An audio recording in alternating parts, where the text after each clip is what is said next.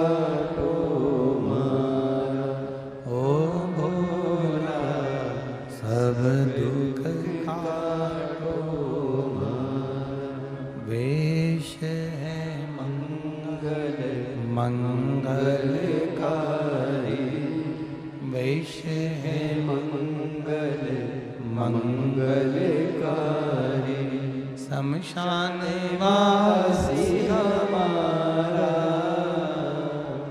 शमशान वासी हमारा, ओ भोला सब दुख काटो मारा, ओ भोला सब दुख काटो मारा।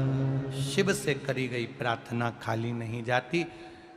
मैना धन्या कला का जो चरण लगा वो श्रेष्ठता नहीं दिया। जो अधोगति में चले जाते हैं, अचानक जिनके प्राण छूट जाते हैं, उनके लिए ये कथा कर रही। पितरों की 3 बेटियां, तीनों से गलती हो गई। आप शिव मंदिर में जाएं, कोई गलती ना हो, जल चढ़ाएं, मना नहीं, छींटा ना लगे, धीरे धीरे चढ़ाइए। और एक बात अच्छे से ध्यान में रखिएगा, शिव मंदिर से जब भी वापिस आए, जल चढ़ाकर अपना फर्ज पूरा अदा कर कर। फर्ज से मतलब जब शिव मंदिर से वापिस आए, जो पत्ती, बेलपत्री, फूल शिव जी पे चढ़े थे वो नीचे शिवलिंग पे से नीचे गिर गए हों। एक शिवलिंग रखा है, लाना मिट्टी वाला, लाइए जरा उठा के। अब छत्तीसगढ़ में कथा चल रही, थोड़ा ध्यान से सुन लोगे एकांतेश्वर शिवलिंग का पूरा वृत्तांत। तो आप लोग जो पशुपति व्रत कर रहे हो या कोई भी उपास करते हो, कई लोग कहते हैं हमने करा नहीं हुआ। क्यों नहीं हुआ? उसमें हमारी गलतियों को हमें छाट। ये देखिए,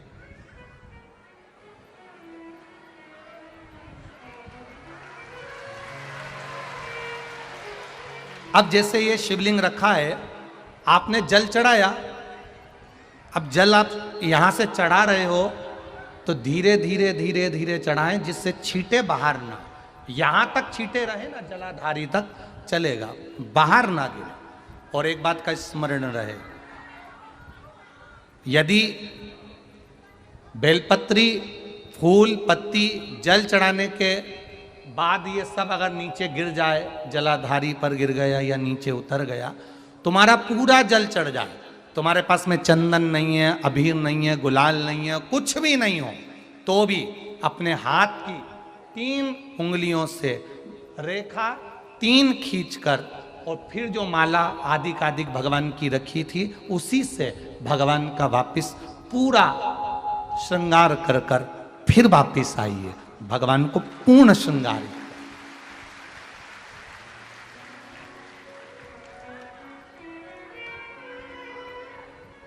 भगवान का पूर्ण श्रृंगार कर कर आइए। कई लोग जल चढ़ाने के बाद में भगवान का जो फूल पत्ती नीचे रखी रहती है, आप, हम ये नहीं कह रहे कि आप अपने घर से लेकर जाओ, आपके पास में कुछ नहीं, 1 लोटा जल चढ़ाओ। जल चढ़ाया, जो फूल पत्ती नीचे रखी हुई है उसी को उठाकर, उसको रखकर उसी फूल से भगवान का खूब सुंदर श्रृंगार भगवान का कर कर फिर आइए। क्यों? शिव का जब हम श्रृंगार कर कर आते हैं, माता पार्वती जी ने देव अधिदेव महादेव का श्रृंगार किया है, आप लोगों के स्मरण में होगा। राम जी ने माता जानकी का श्रृंगार किया है। रामचरित सुनिए कथा, रामायण सुनिए, आप लोगों ने रामायण सुनी होगी, तो उसमें माता बैठी हैं शिला के ऊपर और भगवान राम उनका श्रृंगार कर रहे हैं। एक कौवा आता है, वो चोंच मार कर जाता है, ये सारा वृत्तांत आप लोगों ने श्रवण किया है। तो राम जी माता सीता का श्रृंगार करते हैं, भगवान कृष्ण राधा जी का श्रृंगार करते हैं। केवल एक देव अधिदेव महादेव की कथा ऐसी है जिसमें पार्वती जी शिव जी का श्रृंगार करती हैं। शिव का श्रृंगार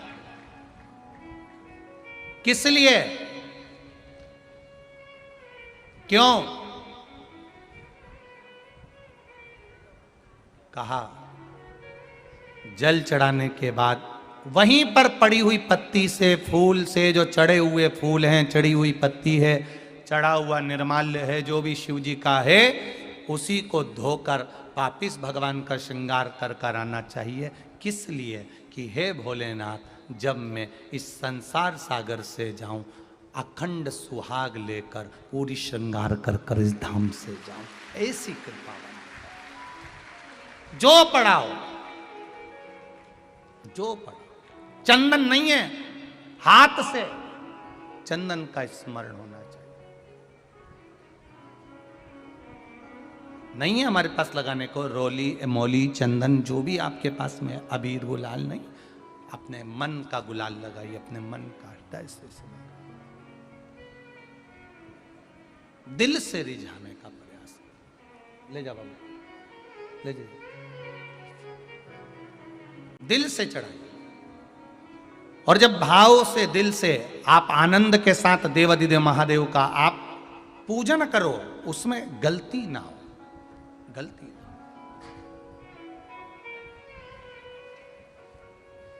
देखिए, पितरों की 3 बेटियों को श्राप लग गया। श्राप क्या लगा? तुम्हें पृथ्वी पर जाना पड़ेगा, मृत्यु लोक में जाना पड़ेगा, और तुम्हें मृत्यु लोक में जन्म लेना पड़ेगा।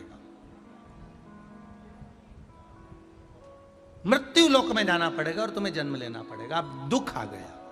पितरों की बेटियां, इन्होंने पूछा हमारा भी कल्याण हो और पितृलोक में जितने पितर आए उनका भी कल्याण हो। जो अधोगति में, जैसे हमारी गति बिगड़ी है, हम अभी युवान अवस्था में हैं, आपको चोट लगी, आपने हमको श्राप दिया, मान लो कोई अधोगति में प्राण छोड़कर चला जाता है, उसका उद्धार कैसे हो? सनकादि ऋषि से पूछ रही है। आप कृपा करें, आप दया करें।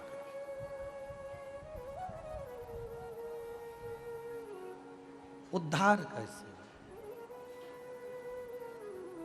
महाराज,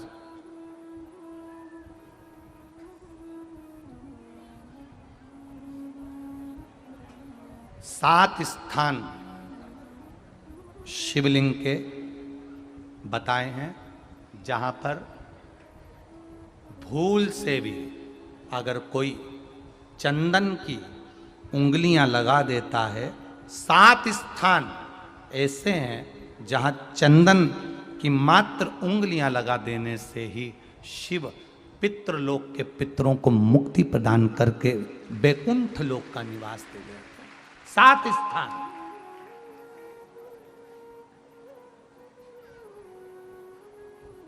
और वो 7 स्थान जो चंदन के बताए गए, पहला भगवान देवाधिदेव महादेव के शिवलिंग पर चंदन का लेपन। समझ लेना जरा बहुत अच्छे से। आपको लगता है स्वप्न में कोई मुर्दे दिख रहे हैं, या कोई जल रहा है, या कोई मर रहा है, या कोई चला गया है, ऐसा भय लगता है। बच्चों को मानी भेजूंगी ऐसा हो जाएगा, पति को मानी भेजूंगी ऐसा हो जाएगा, कोई हमारे कोई गलत तो नहीं कर रहा है, आपको लगता है। 7 स्थान चंदन के बताएं महाराज। पहला शिवलिंग, दूसरा जहां गणेश जी का स्थान है, मालूम है ना सबको? जम के बोलो जरा, मालूम है ना सबको? जहां गणेश जी का स्थान है वहां अलग से गणेश जी बैठे, वहां नहीं। शिवलिंग में जलाधारी के ठीक सामने राइट में गणेश, लेफ्ट में कार्तिकेय, बीच में अशोक सुंदरी। तो पहला चंदन बाबा के शिवलिंग पर, दूसरा गणेश जी पर चंदन की उंगली, तीसरा षडानंद कार्तिकेय पर चंदन की उंगली, चौथा अशोक सुंदरी पर चंदन की उंगली, पांचवा जलाधारी पर चंदन की उंगली, छठा जो शिवलिंग का जल बह रहा है इसके ठीक विपरीत की ओर चंदन की उंगली, और 7वां चंदन नंदी के मस्तक के ऊपर जो 2 सींग लगे रहते हैं उस पर चंदन की उंगली। ये कब लगाई जाती है? या तो अमावस्या के दिन। आपको लगता है कि हमारे पूर्वजों का उद्धार नहीं हुआ, हमारे पूर्वजों का कल्याण नहीं हुआ, कहीं अधोगति में कोई चला गया है, उसका बस एक बार, रोज नहीं जरूरत है, प्रतिदिन जरूरत ही नहीं। महीने में एक बार अगर अमावस्या के दिन भी आपने चंदन के थोड़ा सा चंदन अगर मेरे देवाधिदेव महादेव को 7 स्थान पर समर्पित किया है। अशोक यहाँ पर वर्णन कर रही हैं, मैना धन्य और कला की कथा कह रही है। तीनों ने सनकादि ऋषियों से मांगा। चंदन भगवान को अति प्रिय होता है और चंदन ही एक ऐसा होता है जो पितरों को भी प्रिय होता है, जिसका स्पर्श मात्र लगने से पूर्वजों का कल्याण हो जाता है। वो चंदन का 7 स्थान चंदन के कहे, 7 स्थान। एक चंदन शमी पत्र के बहुत बहुत पत्र हैं आज, बहुत, और सब पत्र बहुत सुंदर सुंदर